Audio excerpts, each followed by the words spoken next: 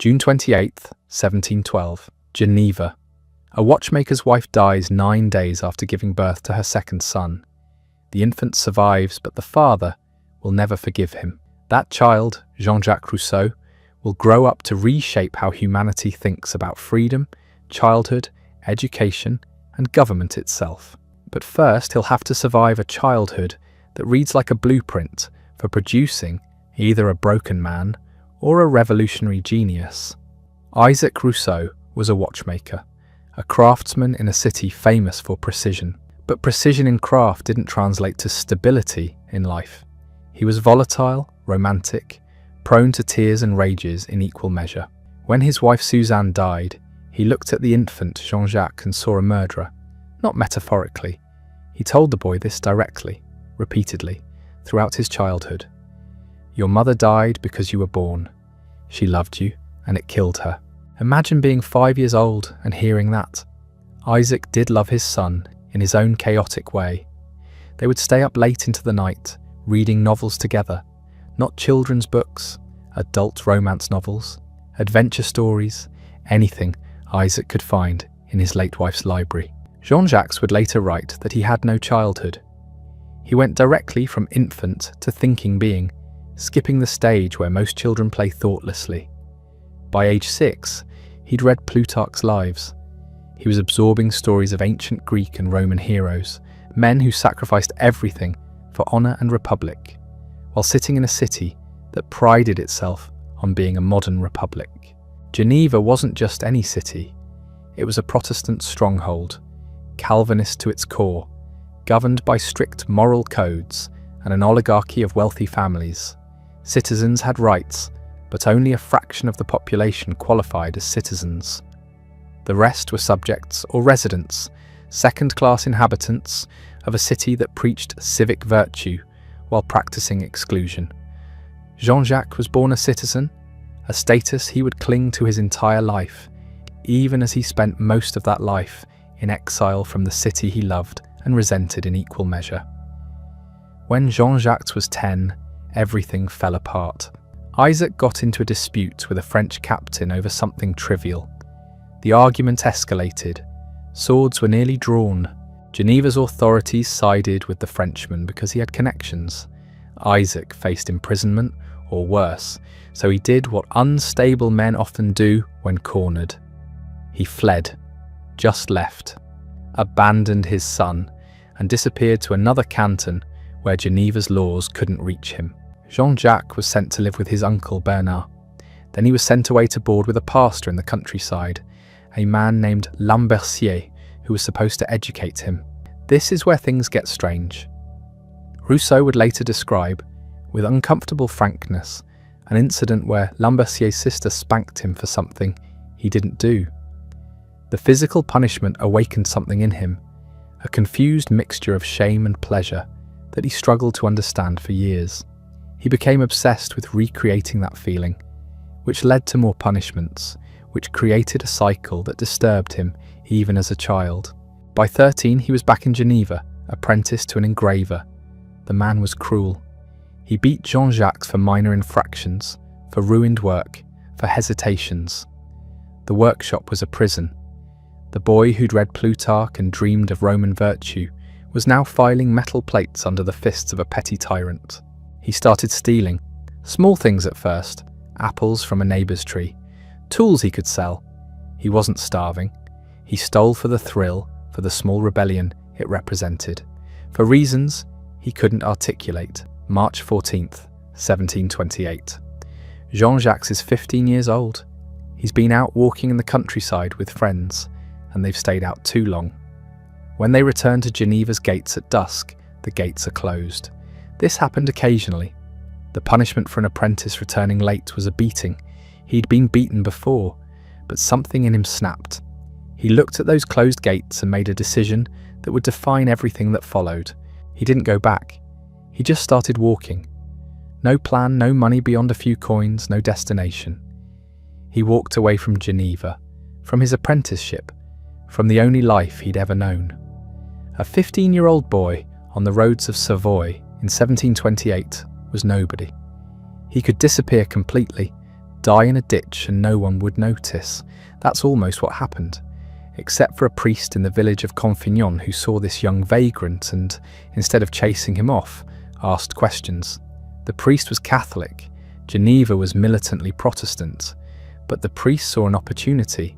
This boy was educated, articulate, clearly from a decent family. He was also lost, desperate, and vulnerable. Perfect conversion material.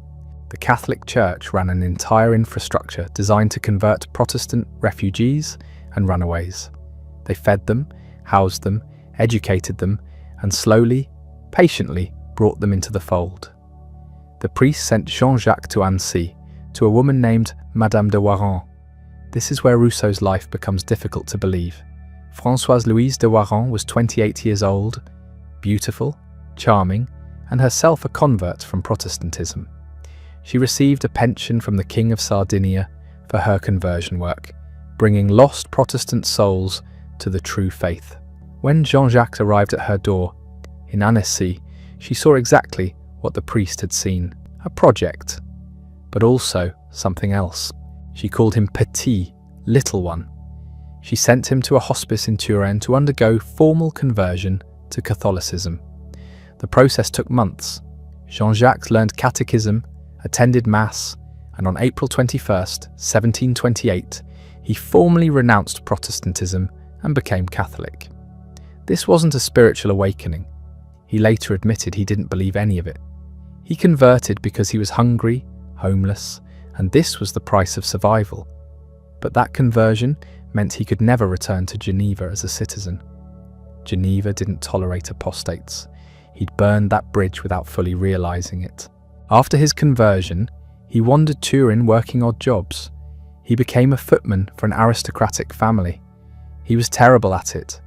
He stole a ribbon from the household and when caught, blamed a young servant girl named Marion, who was subsequently fired and disgraced. This incident haunted Rousseau for the rest of his life. He wrote about it decades later in his Confessions with agonizing detail, trying to explain why he'd destroyed an innocent girl to save himself. He never found an explanation that satisfied him. He drifted back to Madame de Warren. By now he was 17. She was 30. And their relationship shifted into something that shocked even the relatively permissive society of 18th century France. She became his lover, not immediately. First, she sent him to study music at a seminary. He failed. His voice was adequate, but he couldn't master musical notation quickly enough. He tried other pursuits. He worked as a surveyor's assistant, a tutor, a music teacher. Everything he touched seemed to fall apart. But with Madame de Warren, called Maman by Jean-Jacques, he found something he'd never had. Stability, affection, a home. Her house in Chambéry became his refuge. She was running a complicated household, supported by her pension, but always on the edge of financial collapse, taking in boarders, managing schemes to manufacture various products, keeping multiple relationships alive. And in the middle of this chaos, she was educating Jean-Jacques. Not formally, but she had books. She encouraged him to read philosophy, science, literature. She created space for him to think. Their physical relationship began when he was about 20. He described it later with ambivalence bordering on revulsion. He loved her, but not the way a man loves a woman. He loved her the way a child loves a mother, and the sexual dimension felt like a violation of that bond even as he participated in it. She was practical about the whole arrangement. She had other lovers, including her steward, Claude Anet, and seemed to view Jean-Jacques as another member of a complicated household that operated by rules quite different from conventional morality. For nearly a decade, Rousseau lived in this strange, suspended adolescence. He was in his 20s, but he hadn't launched into adult life. He read voraciously. He taught himself Latin well enough to read classical texts in the original. He studied mathematics, astronomy, chemistry, philosophy. He composed music, wrote poems, developed theories about everything from botany to political economy. He was becoming educated in the way autodidacts do, chaotically but deeply, following curiosity rather than curriculum. But Madame de Warrens's finances were collapsing. Her schemes failed. Her pension was unreliable. By the late 1730s, the household that had sheltered Rousseau was disintegrating. She took another lover, replacing Claude Anet, who had died. This new man, Binsenried, had no patience for Jean-Jacques, who was now in his late 20s and still living as a dependent in Maman's house. The atmosphere turned hostile. In 1740, Rousseau took a position as tutor to the children of Jean Bonneau de Mably in Lyon. He was 28 years old and had never held a real job for more than a few months. The tutoring was a disaster. He had theories about education, lots of them, but no practical ability to control or teach actual children. The Mably family tolerated him for a year before letting him go. But during that year, something shifted. He started writing seriously, not just letters and poems, but systematic works, an essay on education, observations on music. He was beginning to find his voice. He returned briefly to Madame de Warrens, but the relationship was over. She was broke, distracted, involved with Winsenried. Jean-Jacques was no longer petit. He was a grown man with no prospects, no money, and no clear path forward. In 1742, at age 30, he made a decision. He would go to Paris. He had developed a new system of musical notation that he believed would revolutionize music. He would present it to the Academy of Sciences, make his name, and finally become someone. Paris in 1742 was the intellectual capital of Europe. The Enlightenment was gathering momentum. Voltaire was already famous. Diderot was beginning his career. The salons were alive with debate about science, philosophy, religion, and politics. And into this world walked Jean-Jacques Rousseau, 30 years old, poorly dressed, speaking French with a thick accent, carrying a manuscript about musical notation that he was convinced would change everything. The Academy examined his system. Their verdict was polite but devastating, interesting but not practical, already done better by others. Thank you for your submission. Rousseau was crushed. His great innovation, the thing that was supposed to launch him, was dismissed as the work of an amateur, which is exactly what he was. But Paris didn't reject him entirely. He had letters of introduction, and the social networks of 18th century France operated on connections. He met people. He talked his way into circles of writers and philosophers. He was odd, clearly from the provinces, but he was also sharp, well-read, and had opinions about everything. Some people found him fascinating. Others thought he was an arrogant bore. He took a job as secretary to the French ambassador to Venice, the Comte de Montaigu. Finally, a real position, with status and salary. He lasted 11 months. Montaigu was incompetent and paranoid. Rousseau was insubordinate and self-righteous. They fought constantly. Rousseau accused the ambassador of corruption and mismanagement. Montaigu accused Rousseau of insolence and dereliction. The whole arrangement exploded, and Rousseau found himself back in Paris in 1744, unemployed again, but now with a burning resentment toward aristocratic privilege and incompetence. This was the pattern of Rousseau's early life. Brief moments of stability followed by collapse, always someone else's fault in his telling, always his own fault in others' accounts. But something was building. All those years of reading, thinking, observing, all the humiliations and failures and stolen moments of education were fermenting into something unprecedented. He just didn't know it yet. In Paris, he fell in with the Philosopher, the radical thinkers who were beginning to question everything about French society. Diderot became a genuine friend. They would meet at cafes, argue for hours, share ideas. Diderot was working on the Encyclopédie, an ambitious project to catalogue all human knowledge and subtly undermine religious and political orthodoxy in the process. Rousseau contributed articles on music. He was becoming part of something larger than himself, a movement that believed human reason could reshape the world. And then there was Thérèse Levasseur. She was a laundress at Rousseau's hotel, 23 years old when they met in 1745. Thérèse couldn't read or write. She never learned, despite living with one of the most famous writers in Europe. She couldn't tell time from a clock face. Her mother, Madame Levasseur, was grasping and manipulative, constantly meddling in their affairs. By every standard of 18th century intellectual society, Thérèse was an impossible match for a philosophe, and yet Rousseau stayed with her for 33 years, eventually marrying her in 1768. What did he see in her? He claimed she was honest, uncorrupted by education, natural. She didn't challenge him intellectually, which some have argued was exactly the point. After a lifetime of feeling inadequate around educated people, here was someone who made him feel superior.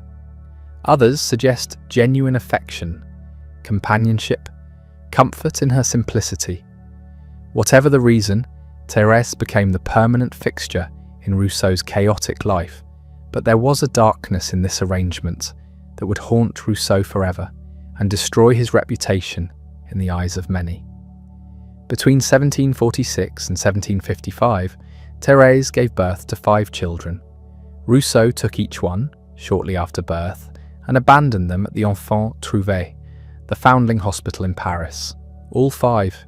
He never saw them again, never knew what happened to them. The mortality rate at such institutions was catastrophic. Most children died within a year. Rousseau almost certainly condemned his own children to death. How do we understand this? Rousseau himself tried to justify it in the Confessions. He claimed poverty, that he couldn't afford to raise children. He blamed Madame Levasseur, saying she would have ruined them.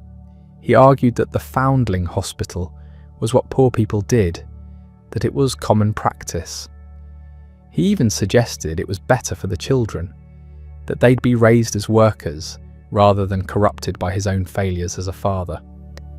None of these excuses hold up. Other poor writers raised children. Diderot did. Rousseau wasn't destitute during these years. He was working, earning money, living reasonably well. The truth seems simpler and more damning. Children were an inconvenience. They would have interfered with his work, his freedom, his self-conception as a thinker. And so he disposed of them. The man who would write Emile, one of the most influential books on education and child-rearing ever published, abandoned his own 5 children to almost certain death. The man who would argue that humans are naturally good and corrupted only by society personally enacted a cruelty that society rightly condemned. His enemies never let him forget it.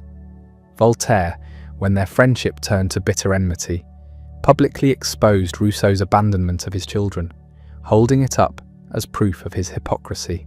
Rousseau had no defense except to say he regretted it, that it was the worst thing he'd ever done. But regret doesn't resurrect the dead. This is the central paradox of Rousseau, capable of profound moral insight and appalling moral failure. A man who could describe the corruption of civilization with piercing accuracy while being unable to see his own corruption clearly. Genius and monstrosity don't cancel each other out. They coexist, and we have to hold both. Through the late 1740s, Rousseau was still nobody in particular. He wrote articles, composed music, scraped together a living. He attended salons where the wealthy and educated gathered to discuss ideas. He was tolerated, sometimes mocked for his awkwardness and provincial manners, but not taken seriously. Then came October 1749, and everything changed. Diderot had been imprisoned at Vincennes for writing irreligious works. Rousseau, worried about his friend, walked from Paris to visit him. It was a long walk, several miles in the heat. To pass the time, he picked up a copy of the Mercure de France, a literary magazine. In it he saw an announcement. The Academy of Dijon was sponsoring an essay conte. Est. The question: has the restoration of the sciences and arts contributed to the purification of morals? It was the kind of question academies loved. Everyone expected essays arguing yes. Progress in knowledge leads to moral improvement. Civilization refines us. Learning makes us better. This was Enlightenment orthodoxy. But as Rousseau walked along that dusty road, something erupted in his mind. He later described it as a kind of vision, an overwhelming illumination. Suddenly he saw the answer with perfect clarity, and the answer was no. The sciences and arts have corrupted us. Civilization has made us worse, not better. We were happier, more virtuous, more honest before all this supposed progress. He arrived at Vincennes in a state of agitation, his shirt soaked with tears. Diderot Lys, tend as Rousseau, poured out the ideas tumbling through his head. Diderot, always the shrewd operator, told him to write it, to enter the contest. It was a radical position, almost perverse, but it was original, and originality got attention. Rousseau wrote the Discourse on the Sciences and Arts in a white heat. It was unlike anything being written by the Philosopher. Where Voltaire and Diderot celebrated reason, progress, and the triumph of enlightenment over superstition, Rousseau argued the opposite. We have lost something essential. Ancient Sparta, with no arts or sciences, produced virtuous citizens. Modern Paris, drowning in culture and learning, produces vanity, deception, and moral weakness. Politeness is a mask for selfishness. Refinement breeds artificiality. Knowledge puffs us but doesn't make us good. The Academy of Dijon awarded him first prize in 1750. The essay was published. It became a sensation. Here was someone arguing against the entire project of the Enlightenment, and doing so with a rhetorical brilliance. People were outraged, delighted, confused. Who was this Rousseau? Responses flooded in. Critics called him a fool, a charlatan, someone who wanted to drag humanity back to caves. Stanislas, the King of Poland, wrote a rebuttal. So did other philosophers and scientists. Rousseau responded to them all, sharpening his arguments, clarifying his position. Suddenly, at age 38, Jean-Jacques Rousseau was famous. But fame in the 18th century wasn't the same as success. It didn't bring wealth automatically. Rousseau still needed to work. He continued copying music, which he did with meticulous care, charging by the page. It was humble work for someone now recognized as an important thinker, but it gave him independence. He didn't have to flatter patrons or compromise his ideas for money. He could say what he thought, and what he thought was becoming more radical. The first discourse had been a provocation, but Rousseau wasn't finished. The question that had opened during that walk to Vincennes kept expanding. If civilization corrupts, what were we like before? If arts and sciences make us worse, what is the natural state of humanity? In 1755, he published the Discourse on the Origin and Foundations of Inequality among Men, known as the Second Discourse. This wasn't just a critique of modern society, it was a revolutionary reimagining of human history and nature. Rousseau described the state of nature, the hypothetical condition of humans before society existed. Most philosophers, following Hobbes, imagined this as a nightmare. Life in the state of nature was solitary, poor, nasty, brutish, and short. Humans were naturally selfish and violent.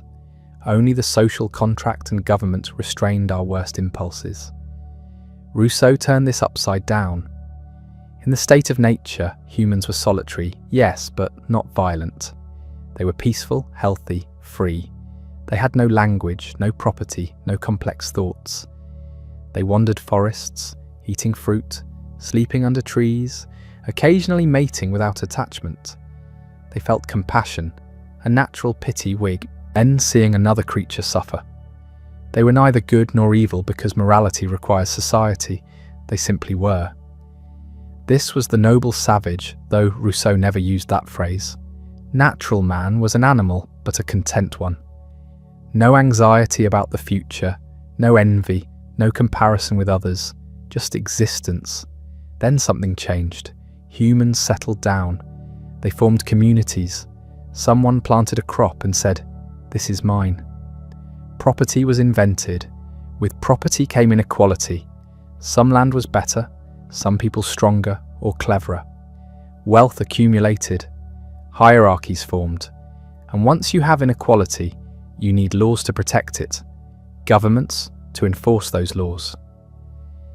The social contract wasn't a noble agreement among equals.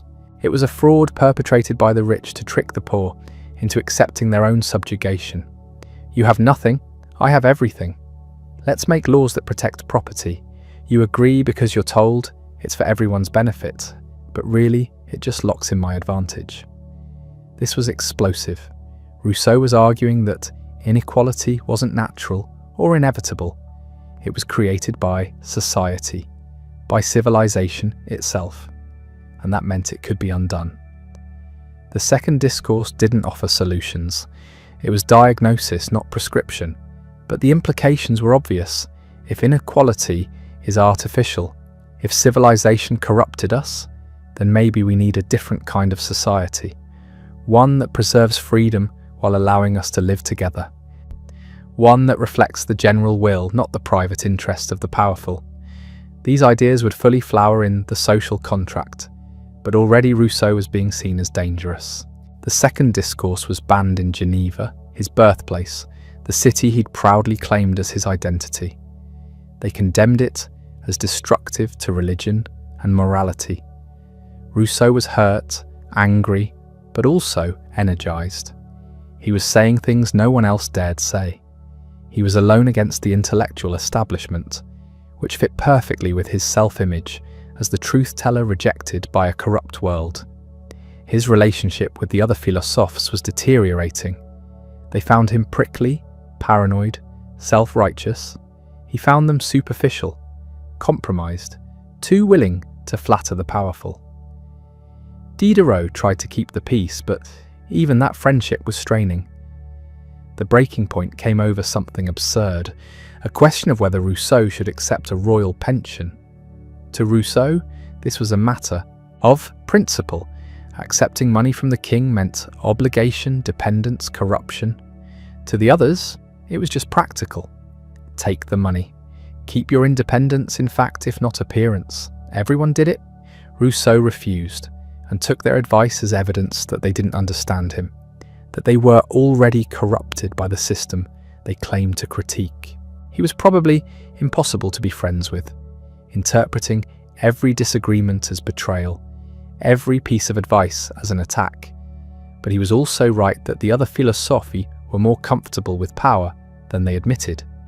They dined with aristocrats, dedicated books to princes, softened their critiques to avoid real danger. Rousseau wouldn't. In 1756, he left Paris entirely. A wealthy admirer, Madame d'Épinay, offered him a cottage on her estate at Montmorency, just outside the city. The Hermitage, it was called, small, rustic, surrounded by woods. Finally, Rousseau could live simply, close to nature, away from the corruption of urban society. He moved in with Thérèse and her nightmare of a mother. For a while he was happy. He walked in the forests, worked in the garden, wrote. This was the life he'd been describing in his essays, the return to simplicity. Of course it didn't last. He fell obsessively in love with Sophie Duteau, a young woman who visited the estate. She was already in a relationship and had no serious interest in the awkward, intense philosopher twice her age. Rousseau's infatuation was entirely in his head, but it consumed him. He wrote her passionate letters. He dreamed elaborate fantasies. She was kind but firm. Nothing happened, but the emotional affair wrecked Rousseau's relationship with Madame d'Épinay, who was Sophie's friend and Rousseau's patron. By 1757, the whole arrangement collapsed in accusations and bitterness. Rousseau moved to a different cottage nearby, but the damage was done. Still, these years at Montmorency, from 1756 to 1762, were the most productive of his life. In 6 years, he wrote the 3 works that would define his legacy and change the world. Julie, or the New Heloise, published in 1761, was a novel, an epistolary romance about forbidden love, virtue, and the conflict between passion and duty. It became one of the best-selling books of the entire 18th century. People wept over it, wrote Rousseau letters saying it had changed their lives. It proved he wasn't just a philosopher. He could move hearts, tell stories, create characters readers loved. Then in 1762, two bombshells. Emile, or On Education, was published in May. The Social Contract followed weeks later. These weren't just books. They were grenades thrown into the foundations of European society. Emile was an educational treatise disguised as a novel, following a boy's development from birth to adulthood under the guidance of an ideal tutor. Rousseau argued that children aren't miniature adults to be stuffed with facts and beaten into obedience. They're naturally good, naturally curious. Education should nurture these qualities, not crush them. Let the child explore, make mistakes, learn from experience. Don't force Latin grammar on a 6-year-old. Let him run in fields, observe insects, ask questions. Knowledge should come when the child is ready, when natural curiosity makes learning joyful rather than torturous. This sounds obvious now. In 1762, it was revolutionary. European education was brutal. Memorization, corporal punishment, rigid hierarchy.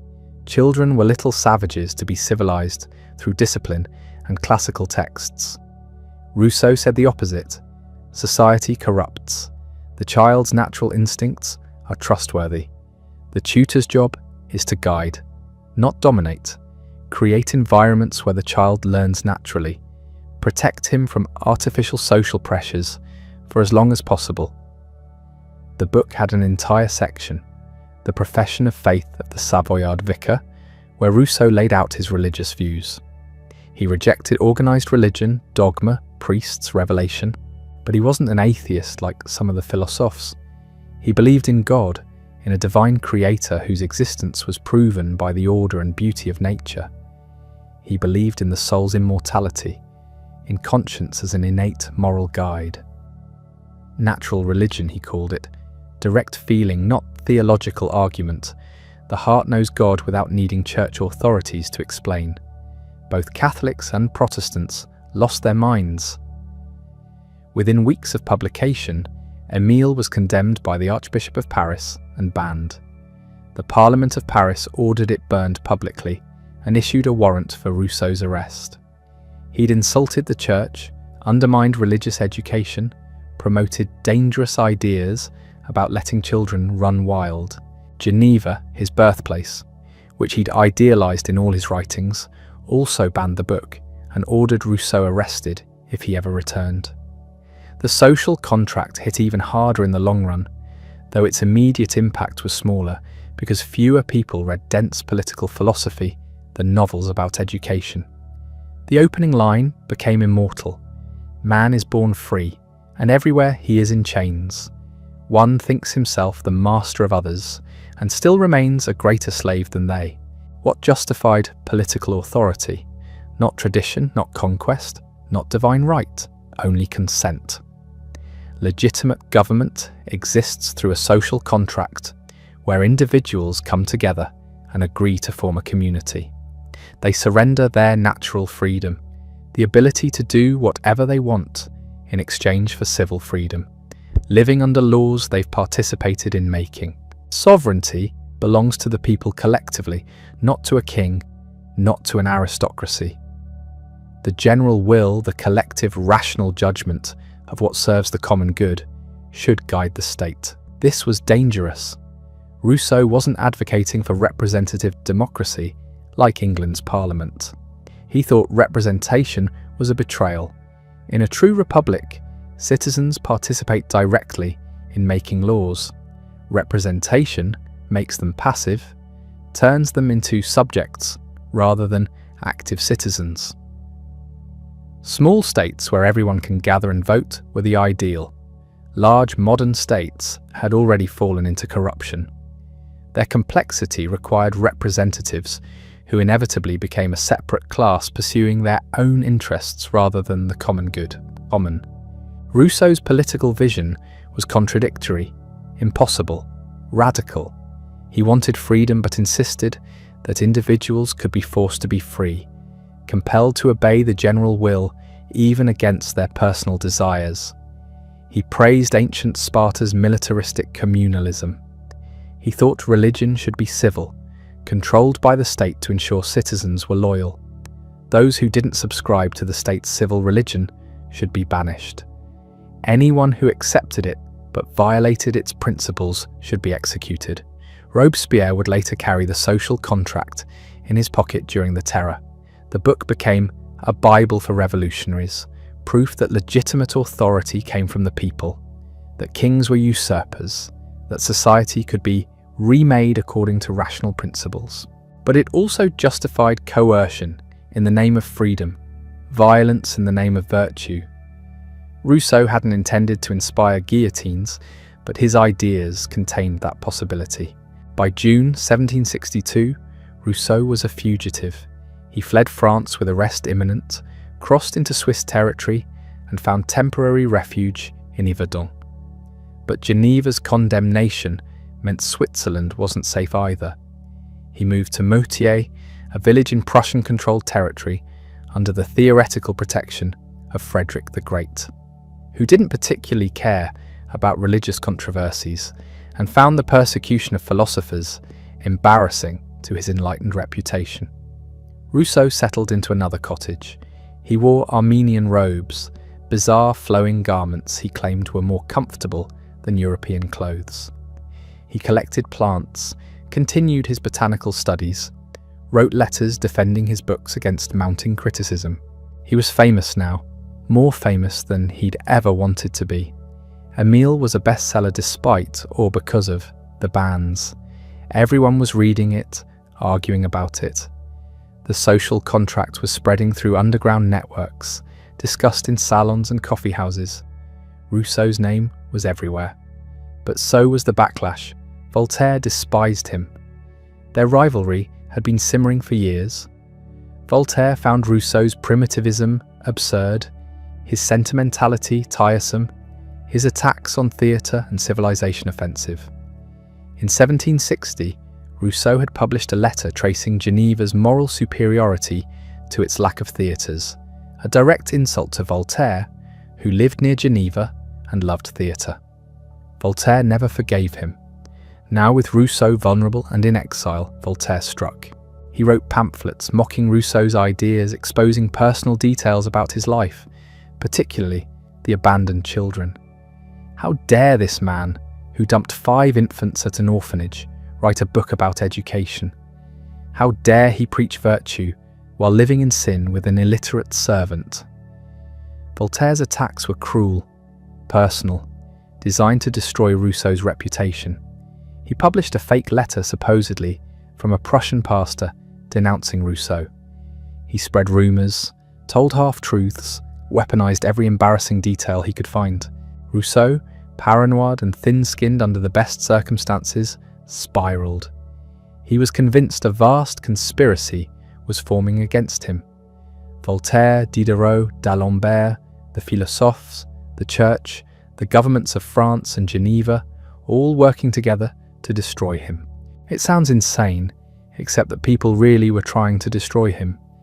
Books were banned, arrest warrants issued, pamphlets attacking him published across Europe. The paranoia had a basis in reality, but Rousseau took it further, seeing coordination where there was only opportunistic pile-on. In 1765, the situation in Moutier became untenable. The local pastor, encouraged by authorities in Berne, preached sermons against Rousseau. The villagers, whipped into religious fervour, turned hostile. One night someone threw stones through Rousseau's windows. He fled again, this time to the tiny island of Saint-Pierre in the middle of Lake Biel. 2 months of peace, wandering the island, studying plants, feeling briefly safe. Then the Bernese authorities ordered him to leave. Nowhere in Switzerland would take him. David Hume, the Scottish philosopher, offered rescue. Hume was in Paris, celebrated and beloved despite being an atheist, or perhaps because his atheism was so polite and undogmatic. He'd read Rousseau's work with admiration. When he heard about the persecution, He arranged for Rousseau to come to England, promising safety and a pension. In January 1766, Rousseau and Thérèse crossed the Channel. England welcomed him. He was a celebrity. Everyone wanted to meet the famous philosopher. King George III granted him a pension. Hume found him a country house in Staffordshire, Wootton Hall, remote and quiet. For 3 months, it worked. Then Rousseau's paranoia fixed on Hume.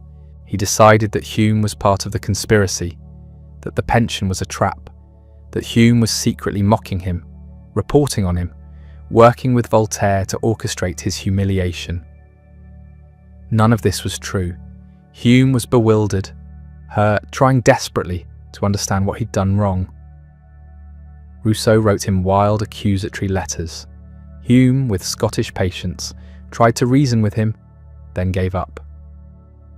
Rousseau fled Wootton, convinced assassins were coming. He wandered England in disguise, staying in cheap inns, using fake names, terrified. In May 1767, he returned to France illegally, still under arrest warrant, but gambling that authorities had lost interest. He was right. Nobody bothered arresting him. He wandered from town to town, under assumed names, never staying long.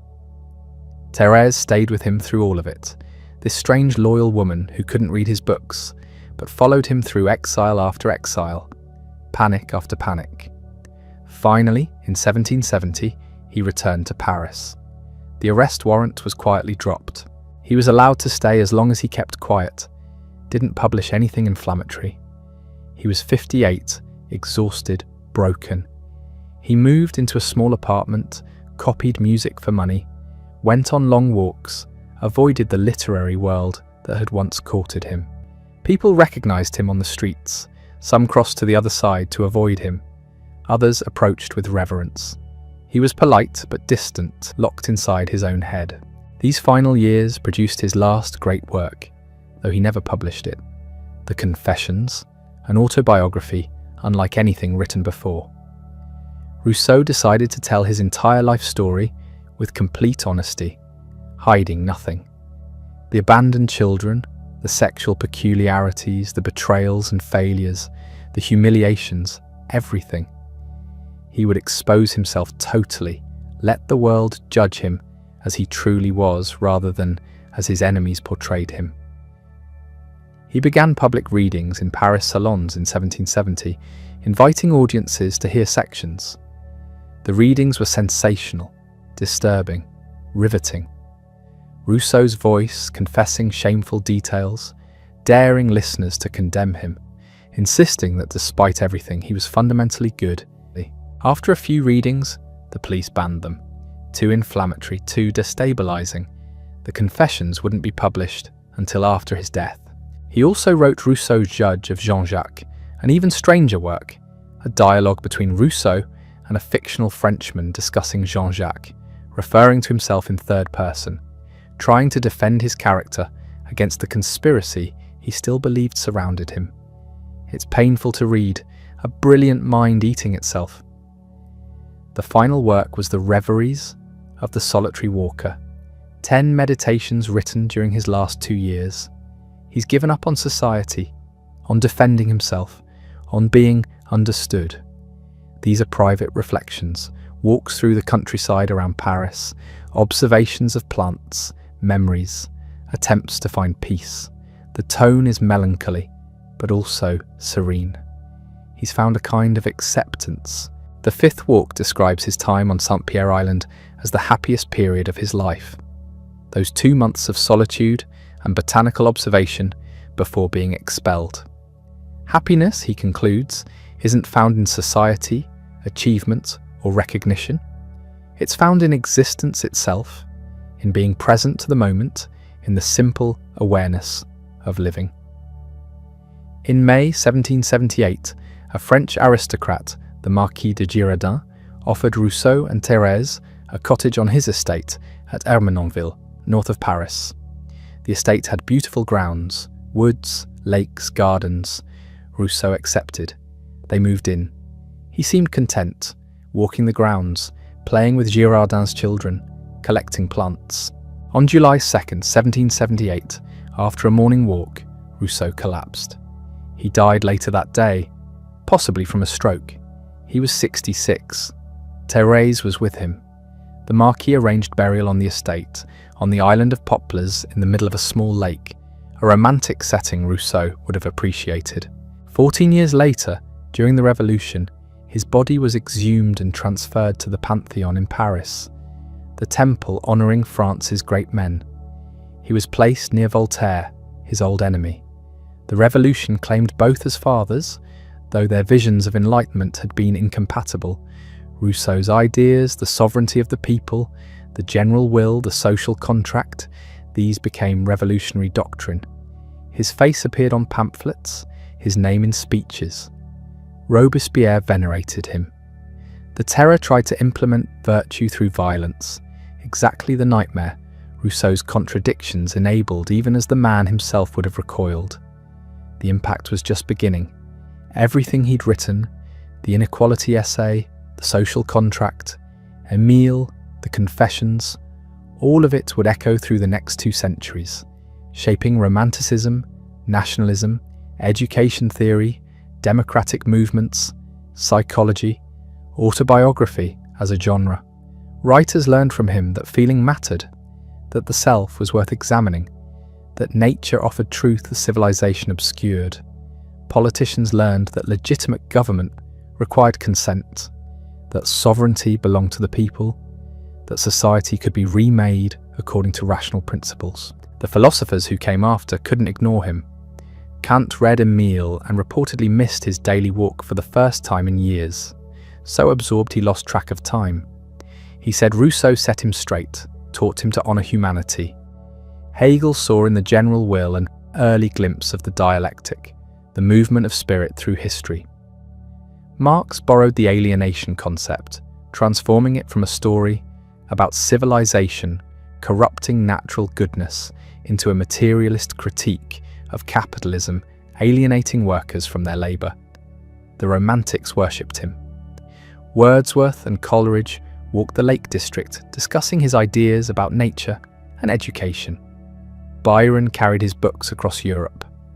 Goethe's young Werther, the sensitive soul destroyed by society's constraints, was Rousseau's spiritual descendant.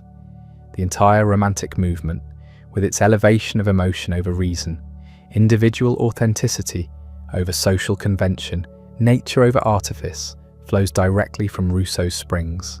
Even those who despised him couldn't escape his orbit. Burke, horrified by the French Revolution's violence, blamed Rousseau's abstract theorizing, his willingness to sacrifice real people for ideal systems. Conservatives for 2 centuries would see in Rousseau the archetypal, dangerous intellectual, the man whose beautiful theories justified guillotines. They weren't entirely wrong. The social contract contains the seed of something terrifying. If the general will represents the true interest of the people, and if individuals who disagree are simply confused about their real will, then forcing them to comply becomes forcing them to be free. It's a short step from that to justifying tyranny in democracy's name. Totalitarian movements left and right claimed Rousseau as ancestor. The Jacobins during the Terror. Nationalist movements across 19th century Europe arguing that the people, properly understood, constituted a single organic will. Even 20th century authoritarians found useful language in his work, the idea that true freedom meant submission to the collective. This wasn't what Rousseau intended. Reading him carefully, you find someone deeply conflicted, aware of the tensions in his thought, struggling to reconcile individual liberty with social cohesion, natural goodness with civilized corruption. He never resolved the contradictions. Maybe they're unresolvable, but the fact that his ideas could be twisted into justifications for oppression reveals something unstable at their core, yet his influence on education remains overwhelmingly positive. Emile revolutionized how the West thinks about childhood. Before Rousseau, children were seen as miniature adults, blank slates to be filled with knowledge, wills to be broken and molded. Rousseau insisted children have their own nature, developmental stages that must be respected, innate curiosity that should be nurtured rather than suppressed. Modern progressive education, from Montessori to Dewey to contemporary student-centered learning, traces back to Emile. The idea that education should develop the whole person, not just transmit information, that learning should connect to experience, not abstract memorization. That childhood has intrinsic value, not just as preparation for adulthood. These are Rousseauian principles, now so embedded in pedagogy we forget they were once radical. His impact on literature might be even more profound. The Confessions invented modern autobiography. Before Rousseau, autobiographies were public documents, records of achievements, justifications of careers. Augustine's Confessions, the classical model, focused on spiritual journey toward God, not psychological self-examination. Rousseau wrote about masturbation, petty thefts, sexual humiliation, cruelty to servants, his abandonment of his children. He exposed shameful secrets not to repent, but to be understood, to insist that despite everything, he was a good person, misjudged and persecuted. This was revolutionary. It established the template for confessional literature, the idea that the private self, especially the shameful parts, was worthy of public scrutiny. Every memoir of addiction, abuse or scandal written since owes something to Rousseau's willingness to expose himself completely. The Reveries pioneered another genre entirely. Those 10 walks, meditations on memory, nature and consciousness, established the personal essay as literature. Montaigne had written essays centuries earlier, but Rousseau's were different, more introspective, more concerned with the texture of inner experience. He influenced Wordsworth's Prelude, Thoreau's Walden, Proust's Search for Lost Time. The entire tradition of writing that tries to capture the flow of consciousness, the associations of memory, the quality of subjective experience, begins here on Rousseau's solitary walks around Paris. His political legacy remains contested, dangerous, essential. The French Revolution tried to build a society on his principles and drowned in blood. But every democratic movement since has drawn on his insistence that legitimate government requires popular consent, that sovereignty resides in the people, that laws must express the general will rather than particular interests. The American founders read him, though they filtered his ideas through Republican skepticism about direct democracy. Lincoln's government of the people, by the people, for the people, echoes Rousseau's language. Iversall's Declaration of Human Rights reflects his conviction that all humans possess natural equality and dignity. Decolonization movements in the 20th century used his critique of inequality and domination to challenge European imperialism. His argument that civilization corrupts found new life in environmentalism. If humanity's natural state was harmony with nature, and if progress has alienated us from that harmony, then perhaps industrial civilization is the problem. Deep ecologists, primitivists, critics of technological society all invoke Rousseau's vision, often simplifying it, sometimes distorting it, but recognizing in him an early voice of dissent against modernity's trajectory.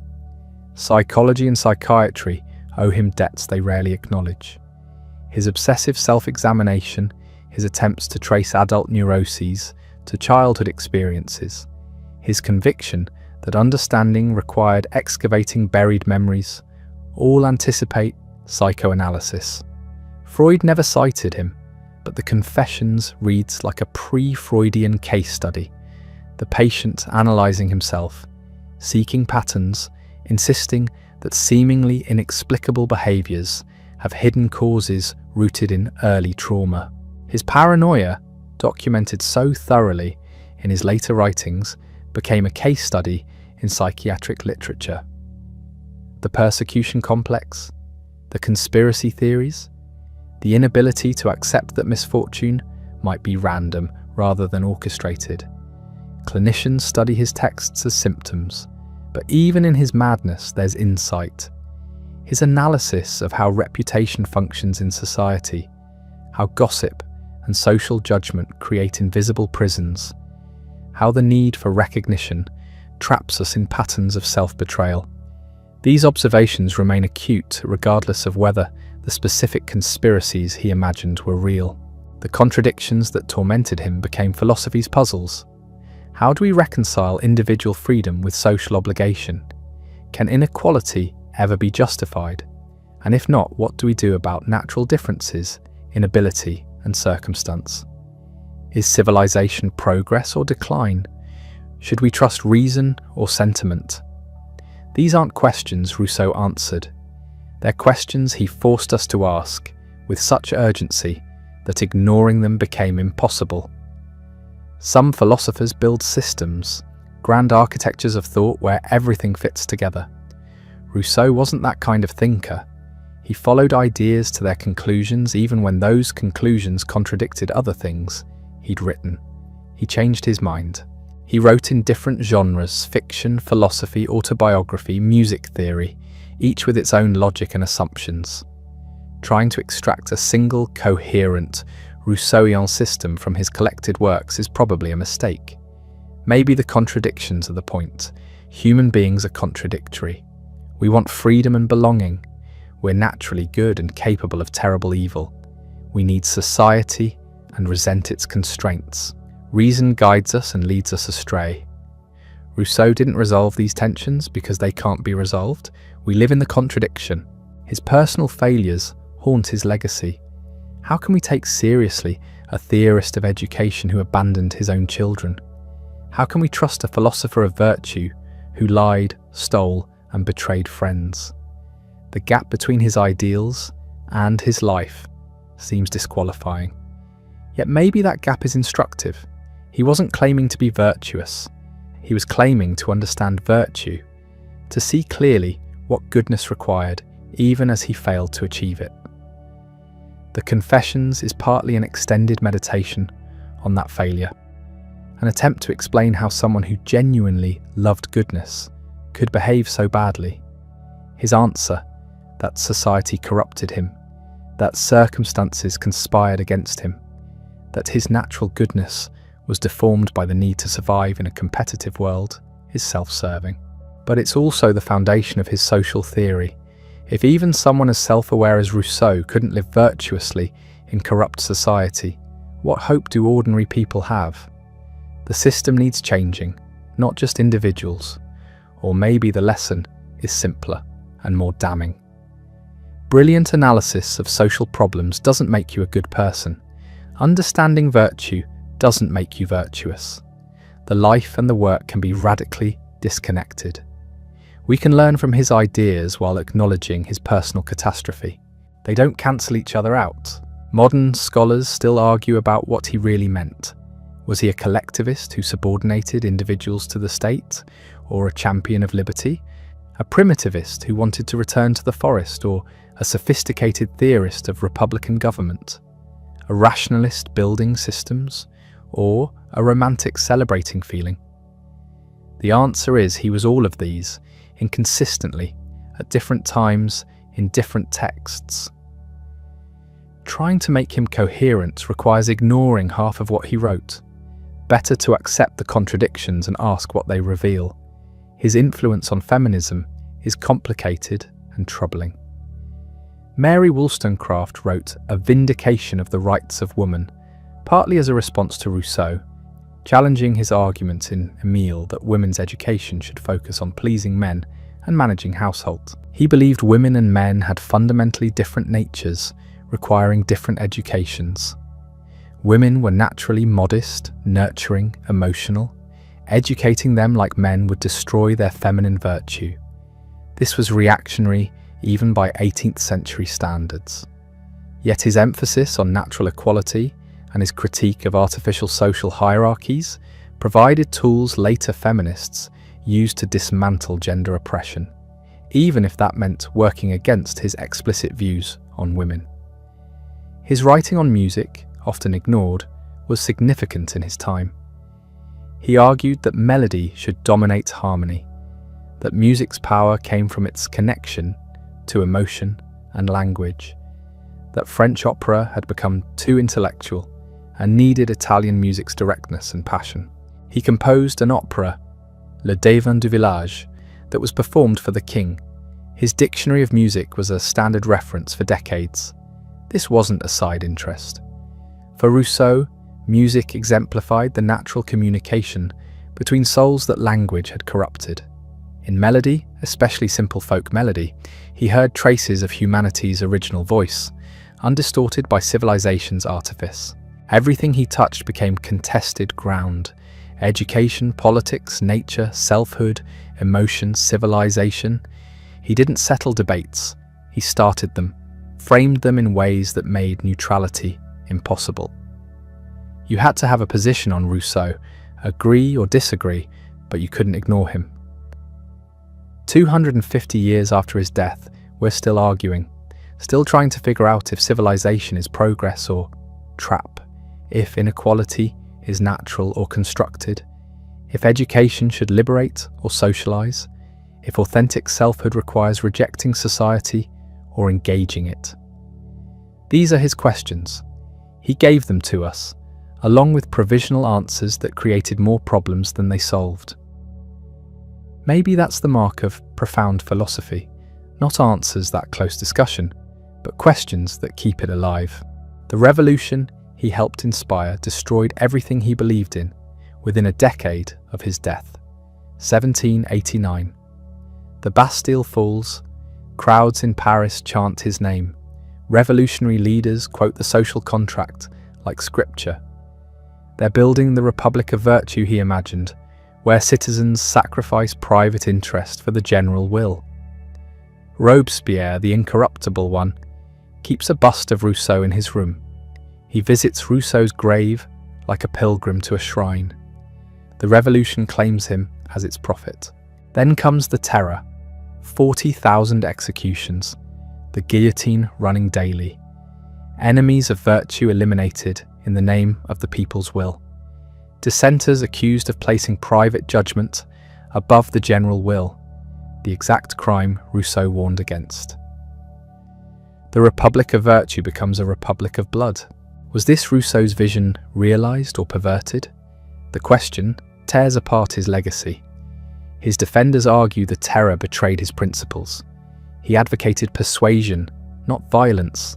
His legislator was supposed to inspire through wisdom, not coerce through fear. The forced unity of revolutionary France, where disagreement meant death, violated everything he meant by the legitimate political authority. The Jacobins took his language and twisted it into justification for dictatorship. His critics see a straight line from his text to the scaffold. The social contract says citizens who refuse to obey the general must be forced to be free. Forced to be free. The phrase is right there. It sounds like double-speak, like justification for totalitarian control. If the general will is always right, and if the state embodies the general will, then opposing the state means you're objectively wrong, morally corrupt, an enemy who must be eliminated. The terror didn't betray Rousseau, it fulfilled him. Both readings are possible. That's the problem. His texts contain the seeds of both liberation and oppression. The ambiguity isn't an accident or a failure of clarity, it's built into the structure of his thought. Collective freedom versus individual rights, unity versus diversity, virtue enforced versus virtue chosen. He wanted both sides of these contradictions simultaneously, and history keeps showing they're incompatible. The Romantics loved him for completely different reasons. Wordsworth, Coleridge, Shelley, Byron. They didn't care about the social contract. They cared about the confessions, about Émile's nature worship, about the critique of artificial society. Rousseau became the prophet of authenticity, of feeling over reason, of individual genius against conformist mediocrity. Wordsworth walked through revolutionary France in the early 1790s, thrilled by what he saw. Bliss was it, in that dawn to be alive. He was channeling Rousseau's vision of regenerated humanity. Later, disillusioned by the terror, he retreated to nature, to the Lake District, writing poetry about childhood innocence and natural education. Still Rousseau, different emphasis. Mary Shelley, daughter of Wollstonecraft, and Godwin wrote Frankenstein partly as commentary on Rousseau. The creature is born innocent, naturally good. Society's rejection makes him a monster. He reads books, educates himself, develops moral sense, but isolation and persecution corrupt him. Is the creature responsible for his crimes, or is society? The novel doesn't answer cleanly. That's the Rousseauan dilemma embedded in Gothic horror. Thoreau at Walden Pond is performing Rousseau. The cabin in the woods, the rejection of society's demands, the experiment in simple living. I went to the woods because I wished to live deliberately. That's Rousseau's language, Rousseau's project. Thoreau even acknowledges it, though he pushes back against Rousseau's pessimism, arguing you can maintain integrity while engaging society selectively. But the dream of authentic selfhood discovered through withdrawal, that's pure Rousseau. The American transcendentalists absorbed him through multiple filters. Emerson's self-reliance echoes the discourse on inequality. Society everywhere is in conspiracy against the manhood of every one of its members. Conformity is death. True life requires listening to the inner voice, trusting natural intuition over inherited convention. These aren't Emerson's original ideas. He's translating Rousseau for New England. 19th century nationalism claimed him too. The idea that people share collective identities, that nations are organic communities with distinct characters, that political legitimacy requires cultural unity. These concepts, now assumed as obvious, were radical in Rousseau's time. He helped invent the modern notion that political boundaries should match cultural boundaries, that Germans should have a German state, Italians an Italian state, because shared language and customs create a general will. This had liberating effects initially.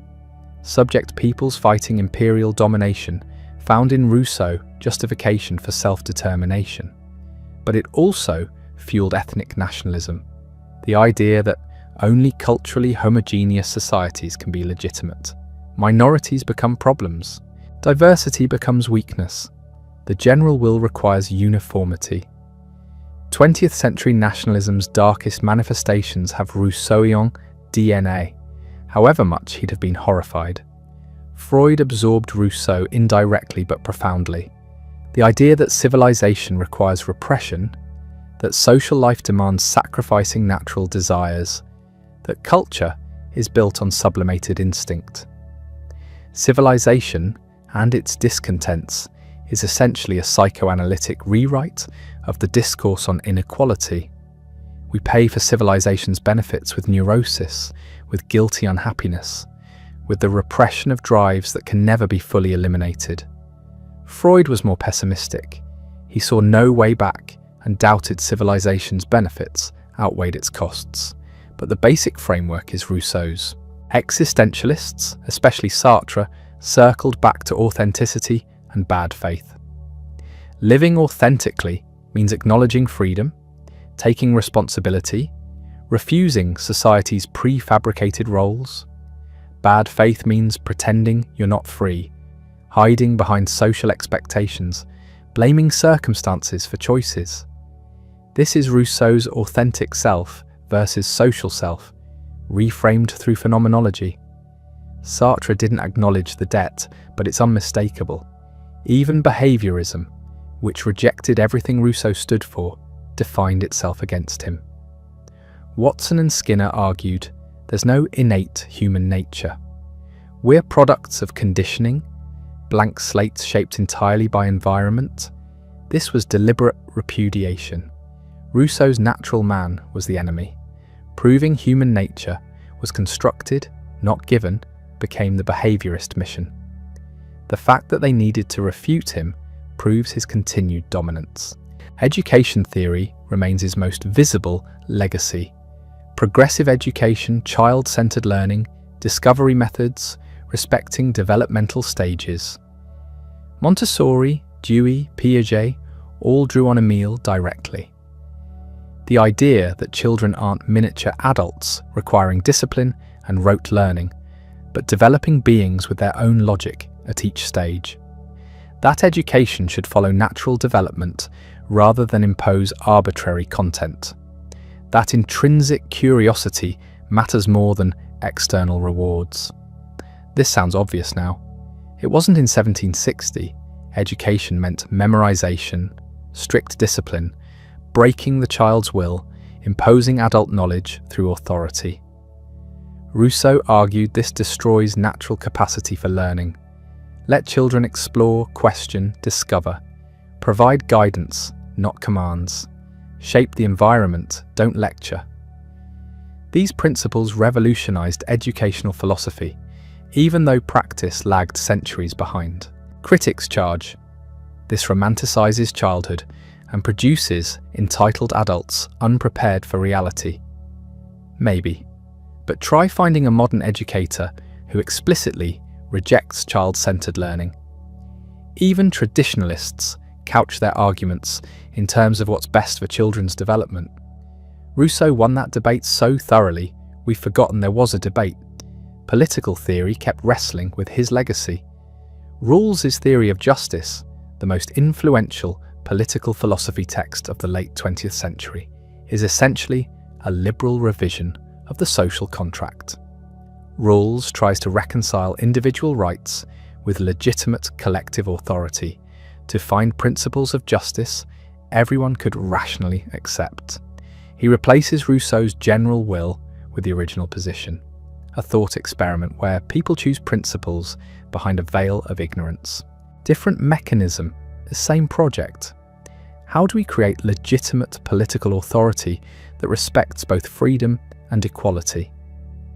Communitarians like Michael Sandel and Alasdair MacIntyre push back against liberal individualism by invoking something like Rousseau's vision. We're not isolated individuals with pre-political rights. We're embedded in communities that shape our identities and give meaning to our lives. Political philosophy that ignores these bonds, that treats us as abstract rational actors, misses what makes us human. This is Rousseau against Locke and Kant, still fighting. Environmental philosophy claims him as a founder, though he'd be puzzled by the designation.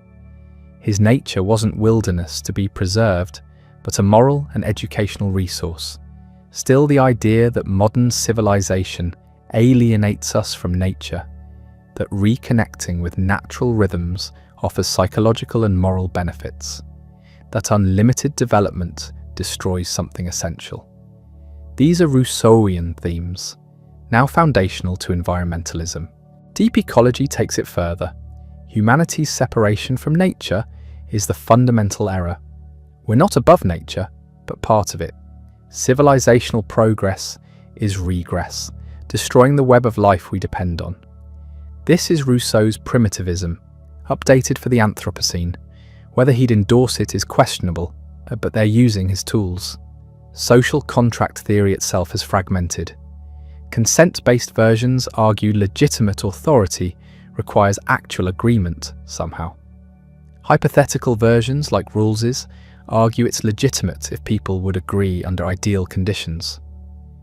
Communitarian versions argue the contract isn't among individuals, but between generations, binding communities across time. All variations on Rousseau's original question, why should I obey? His influence on psychology and therapy is subtler, but real. The idea that authentic selfhood exists beneath social conditioning, that therapy means uncovering your true self, that mental health requires aligning outer life with inner truth.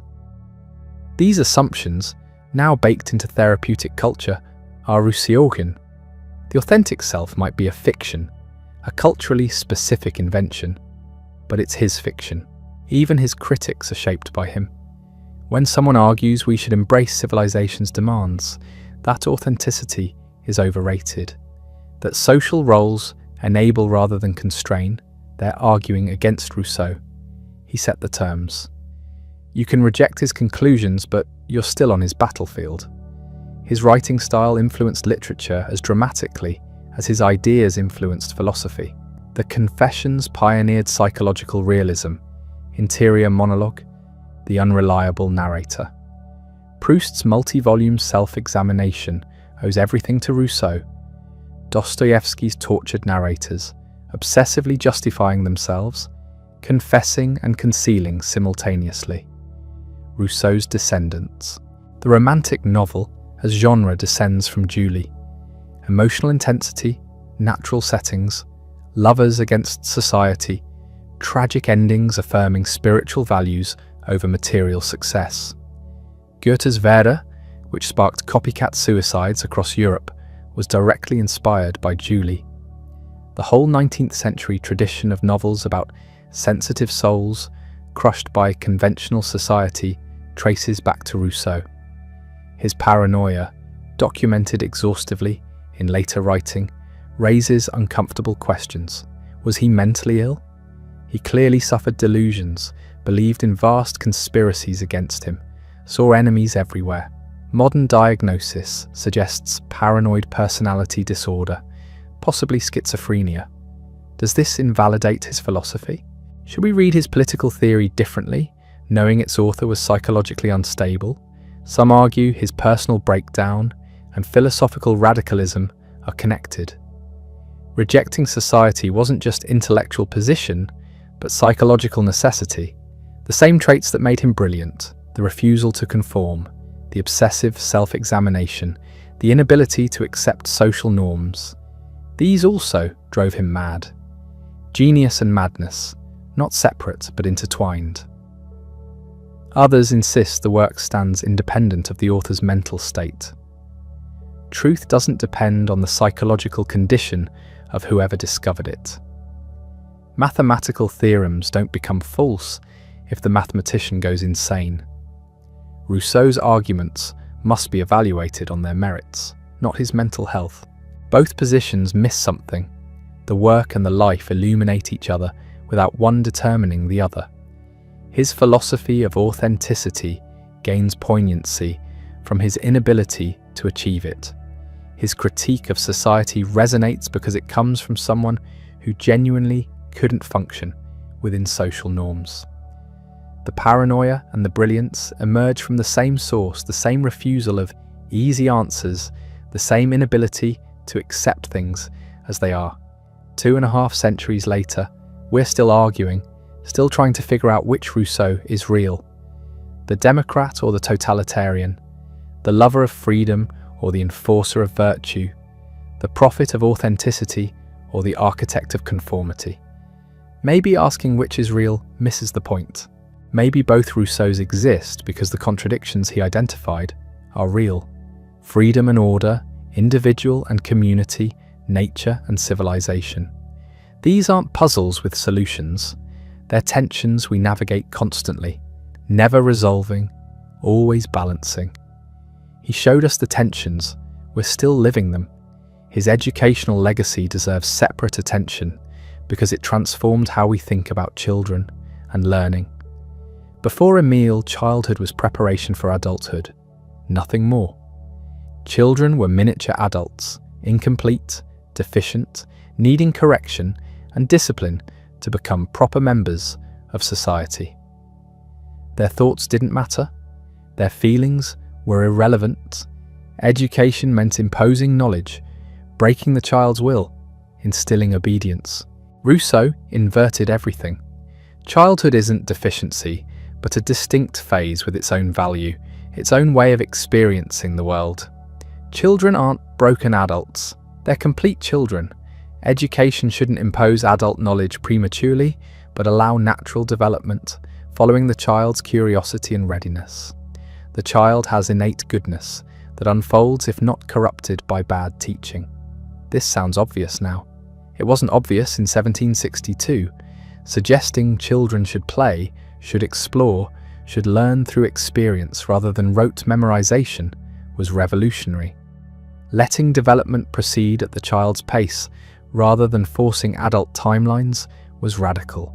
Progressive education movements from Pestalozzi to Montessori to modern constructivist approaches all trace back to Emile. The idea that education means drawing out rather than pouring in, that learning happens through activity and discovery, that curriculum should match developmental stages, that teachers guide rather than dictate. All Rousseau. Even his specific recommendations, controversial and sometimes absurd, sparked productive debates. Should we delay reading instruction? He thought literacy before age 12 damages natural development. Modern educators disagree, but the question of when and how to teach reading, whether earlier is always better, that's his question. Should education be individualized? Emile has one tutor devoted entirely to him, tailoring everything to his specific needs and interests. Impossible to scale, but the principle that education should adapt to the child rather than forcing every child into identical molds, this drives contemporary discussions of differentiated instruction and personalized learning. His views on female education, presented through Sophie's story in Emile's final section, are appalling by modern standards. Sophie is educated to be pleasing to men, to manage households, to raise children.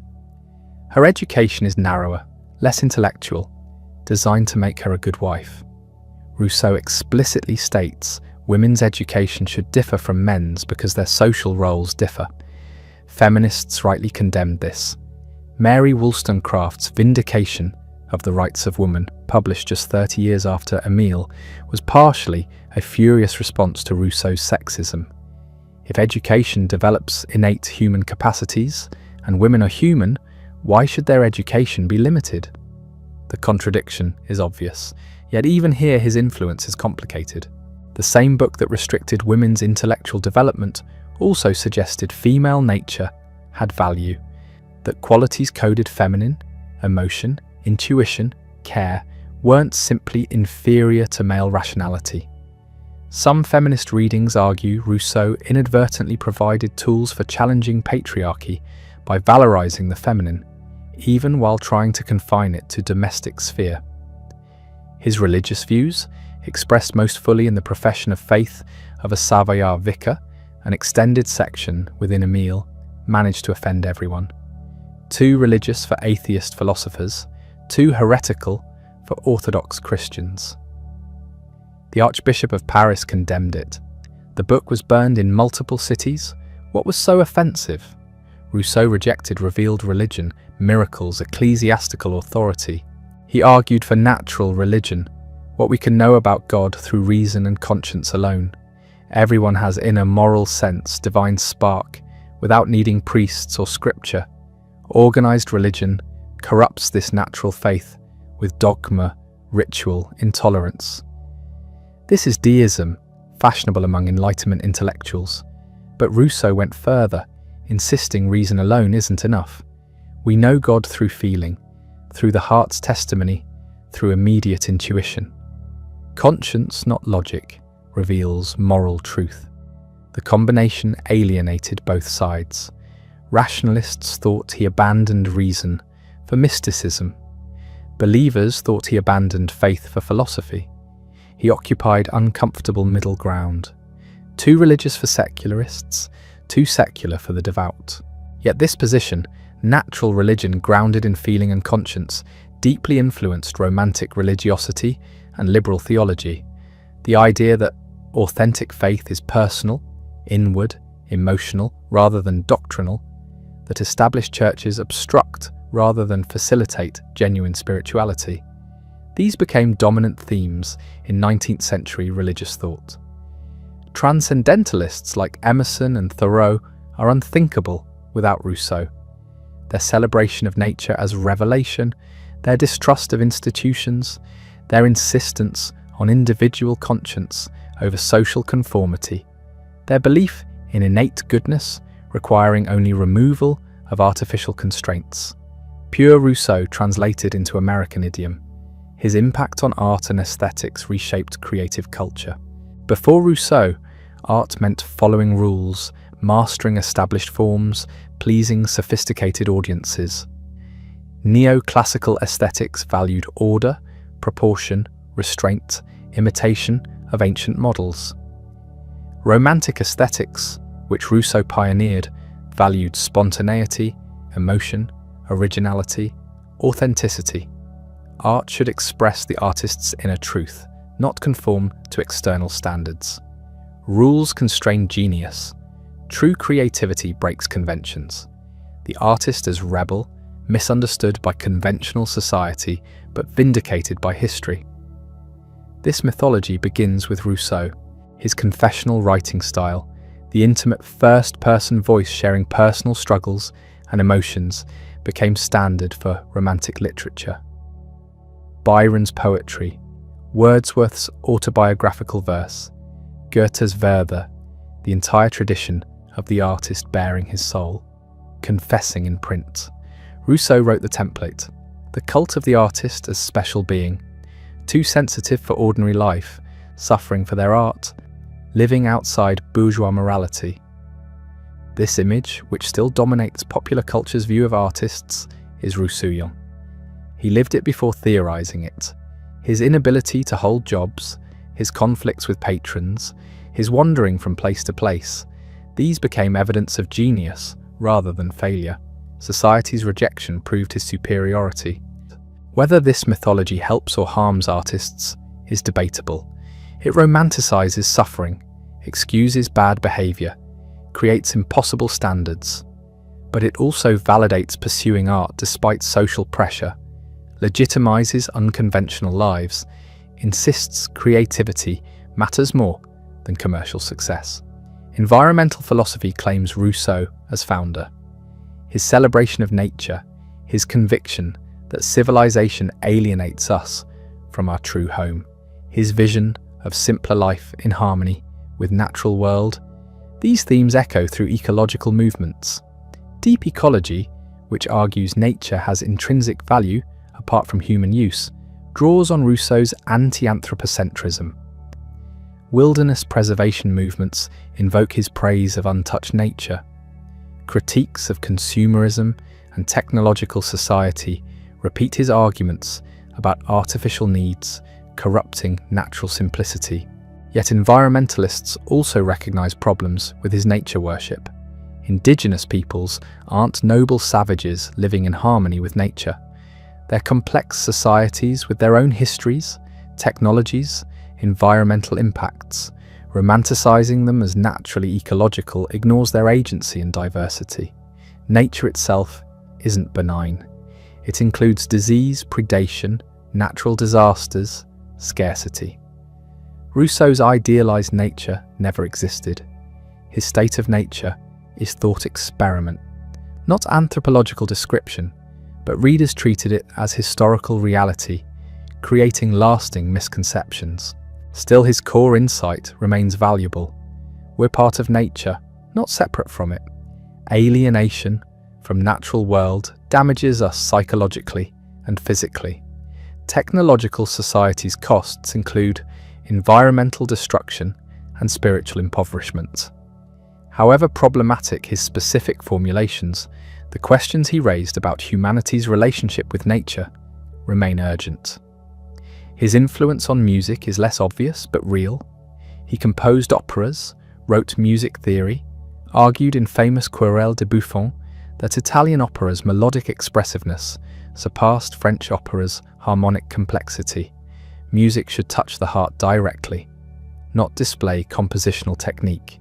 This preference for melody over harmony, emotion over intellect, simplicity over elaboration, aligned with his broader aesthetic and philosophical commitments. Music, like everything else, should be natural, authentic, emotionally direct. Romantic composers absorbed these ideas. Beethoven's heroic individualism, Schubert's intimate expressiveness, the whole 19th century emphasis on music as emotional communication rather than formal structure, these reflect Rousseau's aesthetic priorities. His impact on nationalism was profound and disturbing. His emphasis on cultural particularity, on distinct peoples with unique characters shaped by history and environment, provided intellectual foundation for nationalist movements. The general will applies to particular communities, not universal humanity. Each nation has its own spirit, its own path. This could support benign cultural patriotism, celebrating diversity, allowing people's self-determination. But it also fueled aggressive nationalism, ethnic exclusion, romantic myths of racial destiny. 19th century nationalists cited Rousseau constantly, usually ignoring his cosmopolitan passages, his insistence that patriotism shouldn't mean hating other nations. The tension is inherent in his thought. He valued both universal humanity and particular communities. How do you love your own people without despising others? How do you maintain cultural identity without xenophobia? He never resolved this. Neither have we. Fascist appropriations of Rousseau are particularly troubling. Italian and German fascists cited him, emphasizing collective identity over individual rights, general will as basis for totalitarian unity, natural inequality justifying hierarchy. These readings cherry-pick and distort, but the fact they're possible reveals ambiguities in his work. Defenders argue fascism betrays everything Rousseau stood for. He championed equality, popular sovereignty, individual freedom. Fascism destroys all three. The appropriation is cynical misreading, not legitimate interpretation. Yet the ambiguities exist. His language of organic community, his suspicion of pluralism, his willingness to force people to be free, these can be twisted toward authoritarian ends, not because he intended this, but because political philosophy is dangerous. Ideas have consequences beyond their author's intentions. His personal failures haunt his legacy. Abandoning 5 children to Foundling Hospital while writing a treatise on proper child rearing, is monstrous hypocrisy. He knew it. His attempts to justify this in Confessions are pathetic. He was poor. He couldn't provide. To raise his family would have interfered. The children were better off without him. None of this convinces. Should this invalidate his philosophy? Some say yes. A man who abandons his children while preaching about education and virtue forfeits credibility. His theories are self-serving rationalization, not genuine insight. Others separate work from life. Rousseau's failures as father and person don't determine whether his arguments are sound. Judge the philosophy on its merits, not the philosopher's character. A third position suggests the failure illuminates the work. His writing about childhood is so powerful because he knew intimately the guilt of failing children. His emphasis on natural goodness corrupted by society applies to himself. He was defending his own nature against accusations of monstrosity. The philosophy is autobiography, confession dressed as theory. All 3 positions miss something. The hypocrisy is real. The philosophy stands independent of it. The life and work illuminate each other. All 3 statements are true simultaneously. His final years were sad. Paranoid, isolated, convinced everyone conspired against him, he wandered from refuge to refuge. He wrote obsessively, defending himself against imagined accusations, explaining his innocence to posterity. The late autobiographical works, Rousseau, Judge of Jean-Jacques and Reveries of a Solitary Walker, are brilliant and heartbreaking. A great mind trapped in delusion, still capable of profound insight between episodes of paranoia. He died in 1778, aged 66, living in a cottage provided by a sympathetic aristocrat. The circumstances were mundane. He went for a morning walk, felt ill, returned home, collapsed, probably a stroke. Some conspiracy theorists claimed he was murdered. He wasn't. He was just an old man in poor health who died, yet his death became mythology. Romantic writers portrayed him as martyr, destroyed by society's persecution. Revolutionary France claimed him as prophet, reburying his remains in the Pantheon with elaborate ceremony. The man who couldn't function in any social setting became national hero. The irony would have amused and pained him. Everything he feared happened. His work was misunderstood, appropriated, twisted. His life became public spectacle. His privacy was violated. His reputation was weaponized in political battles he never chose.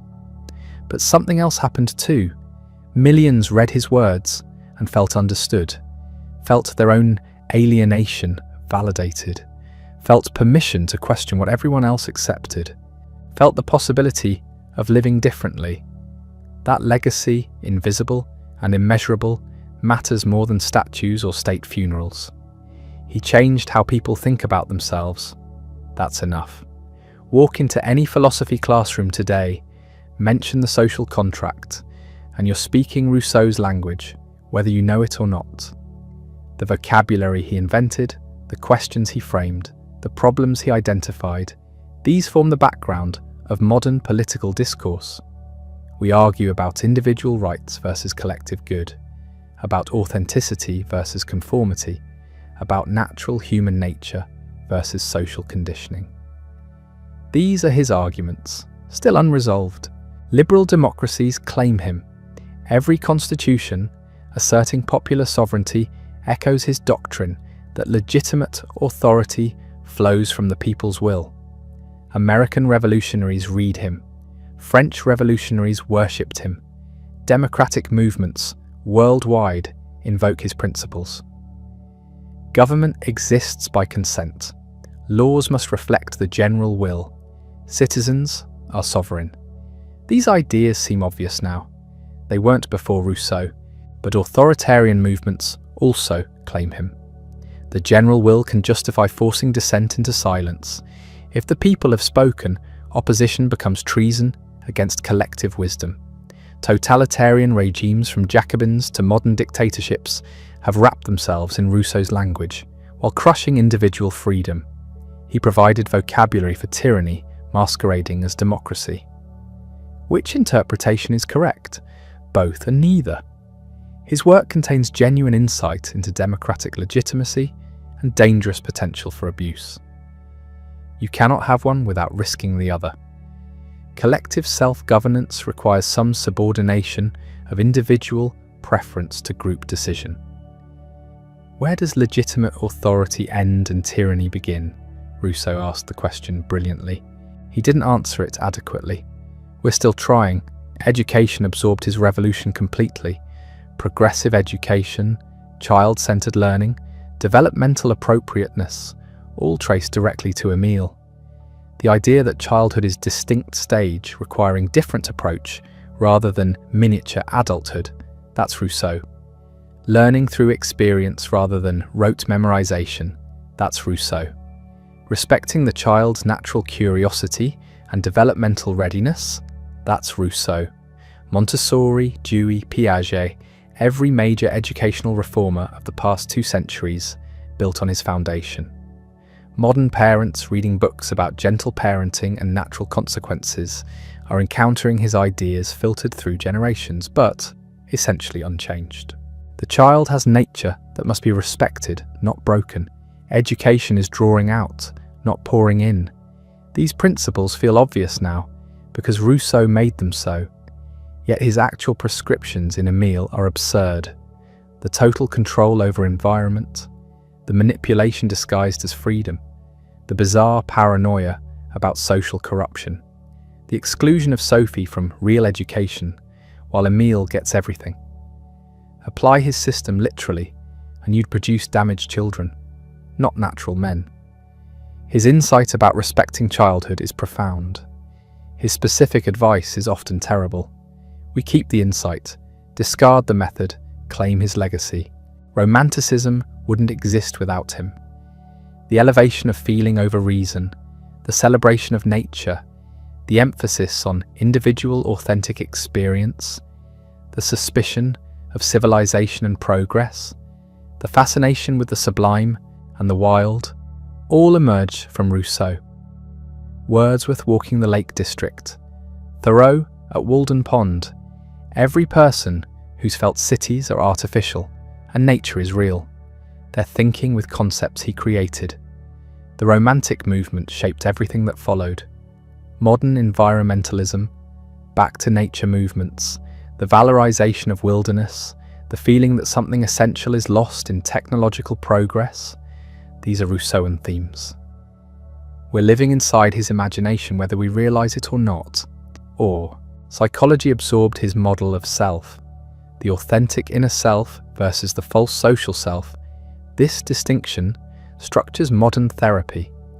The goal of becoming who you really are, of discovering your true self beneath layers of social conditioning, of living authentically.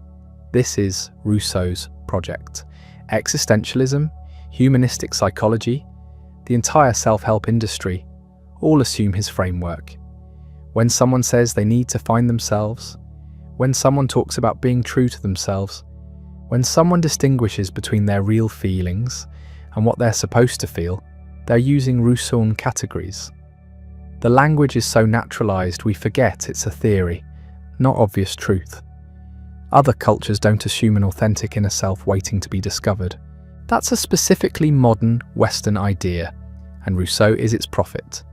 His analysis of inequality remains urgent. Walk through any major city, see the homeless beside luxury condominiums, watch the wealth gap expand year after year, and his second discourse reads like contemporary journalism. Private property created inequality. Inequality created government to protect itself. The rich convinced the poor that laws protecting wealth serve everyone. The system is rigged from the start. Marxists claimed him as predecessor. Anarchists claimed him as inspiration. Democratic socialists quote him. Conservative critics blame him for class warfare rhetoric. Everyone acknowledges he diagnosed something real. Societies are unequal. Inequality seems unjust. Justifications for inequality often serve the privileged. How do we reconcile individual freedom with collective equality? He asked it first. His solution, the social contract transforming natural freedom into civil freedom, sounds elegant until you try implementing it. What does the general will actually look like in practice? How do you distinguish it from majority tyranny or manipulated consensus? Rousseau knew this was hard. He admitted small, homogeneous, virtuous populations might manage it. Large, diverse, corrupt societies probably couldn't. He offered diagnosis without cure. Modern communitarians embrace his critique of liberal individualism. Societies aren't collections of isolated individuals pursuing self-interest. We're social creatures. Community matters. Shared values matter. Common good exists beyond individual preferences. Rousseau understood this against Enlightenment individualism. But liberals counter that community can be oppressive. Individuals need protection from collective pressure. Rights matter precisely because majorities can be wrong. Freedom means ability to dissent from community norms.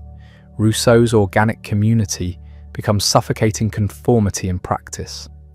His answer to alienation is surrender to collective, which solves nothing. The debate continues because both sides are partly right. We are individuals and community members. We need freedom and belonging. We want authenticity and connection. Rousseau identified the tension. He didn't resolve it. Perhaps it's unresolvable. His influence on music is unexpected but real. The cult of genius, the artist as tortured soul expressing authentic emotion, the composer as prophet rather than craftsman. This romantic conception of musical creation comes partly from Rousseau. He was composer himself, minor but genuine. His opera Le Devin du Village was successful. His writings on music influenced aesthetic theory. The idea that music expresses emotion directly, that its language of feeling transcending words, that it connects us to something primal and true, these are Rousseauan ideas. Mozart read him. Beethoven knew his work. The Romantics worshipped him. The 19th century's transformation of music from entertainment to spiritual experience follows his aesthetic principles. Literature absorbed him completely. The confessional mode he invented in his Confessions created entire genre. Autobiography as self-examination, as attempt to understand oneself by narrating one's life, as justification and explanation and plea for understanding. This starts with Rousseau. Every memoir exploring childhood trauma, every autobiography seeking to explain how the author became who they are, every confessional essay about personal failure. These descend from his model. His influence on the novel is subtler but pervasive. The romantic novel, with its emphasis on feeling, its first-person narration, its focus on individual consciousness against social convention, its celebration of authentic emotion. This comes partly from Julie and partly from his general influence on culture. The Bildungsroman, the novel of education and development, owes debt to Emil's narrative structure. His political legacy is most contested and most important. Every democratic movement since 1760 cites popular sovereignty, general will, social contract, consent of the governed. These are his terms. American Declaration of Independence's assertion that governments derive just powers from consent of the governed. That's Rousseau's principle. French Revolution's appeal to general will and popular sovereignty. That's explicit Rousseau. But every totalitarian democracy, every plebiscitary dictatorship, every authoritarian regime claiming to represent the people's true will also uses his language. The general will can justify anything if leaders claim to embody it. Rousseau gave democratic movements their vocabulary. He also gave dictators their justification. Was he Democrat or totalitarian? The question is wrong. He was both and neither. He identified real problems with representative government, real insights about popular sovereignty, real tensions between individual and collective. His solutions were incomplete, sometimes contradictory, occasionally dangerous. We're still working through implications. His legacy is impossible to summarize because it's everywhere. Modern life is unthinkable without categories he created: self, society, nature, authenticity, alienation, legitimacy, sovereignty, education, childhood. All these concepts bear his mark. We think with his ideas even when we disagree with them. Critics charge him with contradictions. He praised natural man while living in cities. He celebrated family while abandoning his children. He demanded authenticity while crafting elaborate persona. He attacked civilization while seeking fame within it. He preached equality while accepting patronage from aristocrats. The contradictions are real, undeniable, damning. But perhaps the contradictions are the point. He lived the tensions he described. He experienced alienation he diagnosed. He felt the impossibility of being natural man in corrupt society. He embodied the problem without solving it. The life and work together form a testimony to modernity's dilemmas. His writing remains powerful because it's honest about difficulty. He doesn't offer easy answers. He doesn't pretend problems are simple. He acknowledges contradictions while trying to think through them. The social contract is difficult, sometimes obscure, full of tensions. That's because the subject is difficult. Any political theory that seems simple is lying. His psychology remains recognizable because he describes something real. We do feel divided between inner truth and outer performance. We do experience social expectations as constraints. We do long for authenticity while depending on others' recognition. We do feel civilization's benefits and costs. He named experiences we still have. His educational insights survive because children haven't changed. They do learn through experience. They do develop in stages. They do need respect for their nature. They do suffer from excessive control and premature forcing. Modern developmental psychology confirms many of his observations, even while rejecting his system. His political insights survive because democracy remains hard. Representing the people's will without tyranny, balancing individual rights with collective good, creating legitimate authority without oppression. These problems are permanent. Rousseau helps us think about them even when his solutions fail. The man was impossible, paranoid, difficult, ungrateful, selfish, hypocritical, cruel. He made everyone around him miserable. He betrayed friends, abandoned children, turned patronage into persecution narrative. He was not a good person by most measures, but he was a great thinker. He saw things others missed. He asked questions that needed asking. He challenged assumptions that needed challenging. He wrote with passion and honesty that still moves readers. The work transcends the man. His final gift was showing us ourselves. In his contradictions, we see our own. In his alienation, we recognize our own. In his search for authenticity, we find our own quest. In his failure to resolve the tensions he identified, we confront our own unresolved struggles. He changed how we think about being human. Before Rousseau, humans were rational souls, social animals, subjects of kings, members of orders and estates. After Rousseau, we're individuals seeking authenticity, alienated from society, longing for nature, divided between inner truth and outer performance, searching for legitimate community while protecting individual freedom. That transformation is his achievement. Whether it's progress or disaster remains debatable. Probably it's both, but it's irreversible. We can't go back to pre-Rousseau consciousness any more than we can return to the state of nature he imagined. 2.5 centuries after his death, we're still arguing about him, still defending him, attacking him, misunderstanding him, appropriating him, still trying to figure out whether he was prophet or disaster, genius or fraud, liberator or tyrant. The arguments will continue because the questions remain open. How should we live? What makes government legitimate? How do we educate children? What is authentic life? How do we balance individual and community? These aren't historical questions. They're ours. Rousseau didn't answer them. He taught us how to ask them. In the end, that might be enough. Philosophy isn't about providing comfortable answers. It's about asking uncomfortable questions that force us to examine what we've taken for granted. Every person who questions whether their life is truly theirs, whether society's demands are legitimate, whether there's a better way to live, whether authentic existence is possible, they're thinking Rousseau's thoughts. The questions have become ours. That's how ideas become immortal, not by being correct, but by being inescapable. The watchmaker's son who fled Geneva at 15 died in a cottage garden at 66.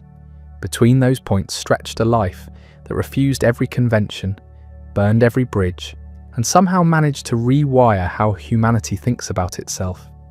He never held steady employment, never owned property, never raised his children, never maintained friendships past the point where honesty became inconvenient. By the standards he was born into, the standards of bourgeois respectability and civic contribution, Jean-Jacques Rousseau was a catastrophic failure. And yet here we are, still speaking his language, still trapped in his questions, still unable to think about freedom or childhood or legitimacy or authenticity without using categories he invented. That's the strange power of ideas. They don't require their creator to be admirable. They don't need perfect consistency or complete systems.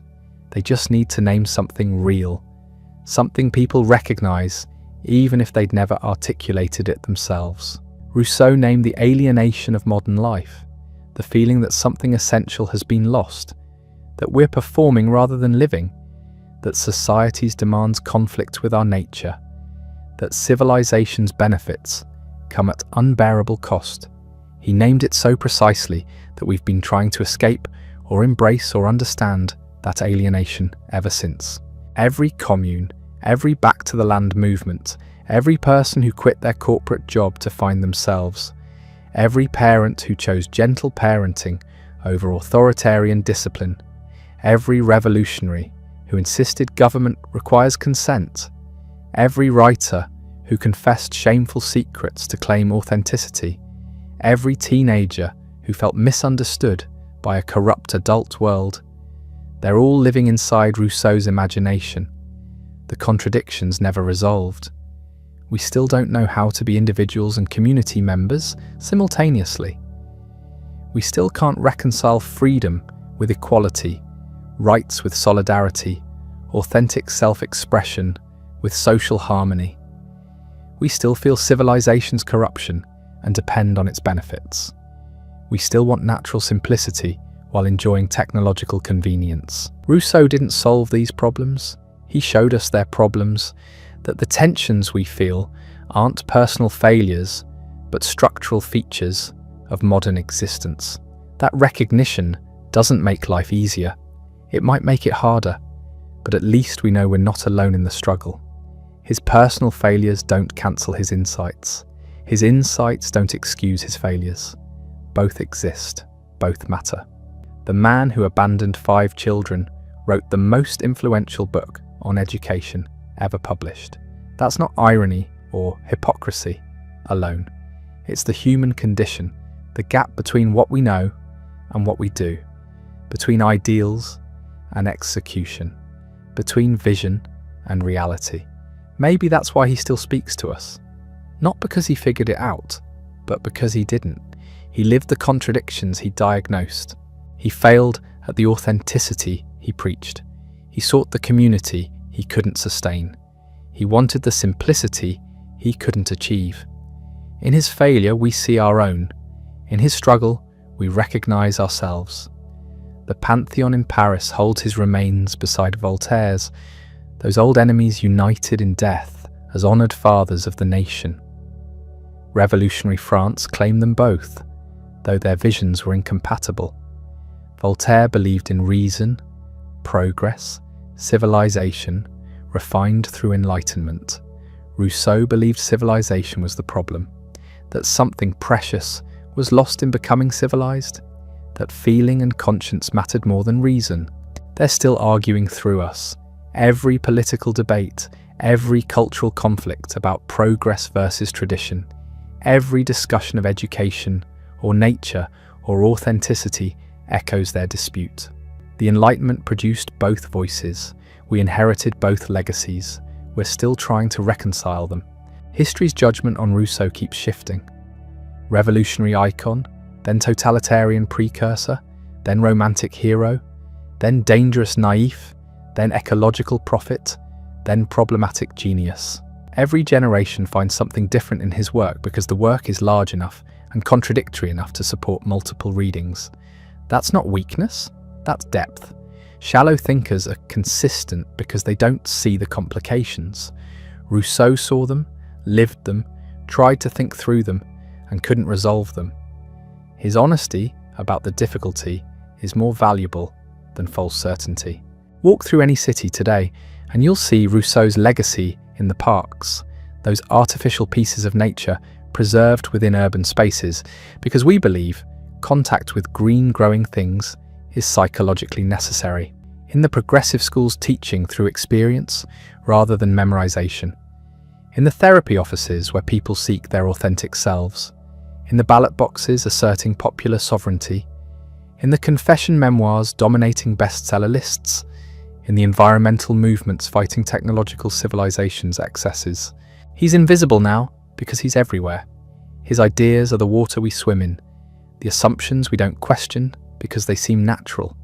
Only by reading him do we realize how strange and recent these ideas are, how different human life was before someone articulated them. The questions he asked remain open. How should we live? What makes authority legitimate? Can we be free and together simultaneously? Is authenticity possible within society? How do we educate without corrupting? What do we owe each other? What is the good life? Philosophy departments still argue these questions. Political movements still mobilize around competing answers. Individuals still struggle to live them daily. Rousseau didn't close these debates, he opened them permanently. That might be his greatest achievement. Not providing answers, but teaching us we need to ask. Not solving problems, but showing us their problems requiring thought, rather than tradition's automatic response. Not offering certainty, but demonstrating that certainty is dangerous. That the important questions resist simple solutions. That living well means navigating tensions rather than eliminating them. The watchmaker's son who murdered his mother by being born, who read Plutarch at 6 and fled Geneva at 15, who converted and reconverted, who loved and abandoned, who wrote and burned bridges, who saw conspiracies and suffered real persecution, who imagined perfect societies while failing at basic human relationships, who died obscure and became immortal, who wanted only to be understood, and remains endlessly debated.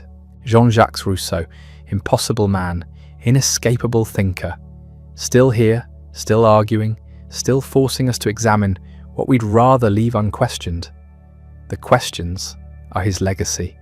The struggle to answer them is ours.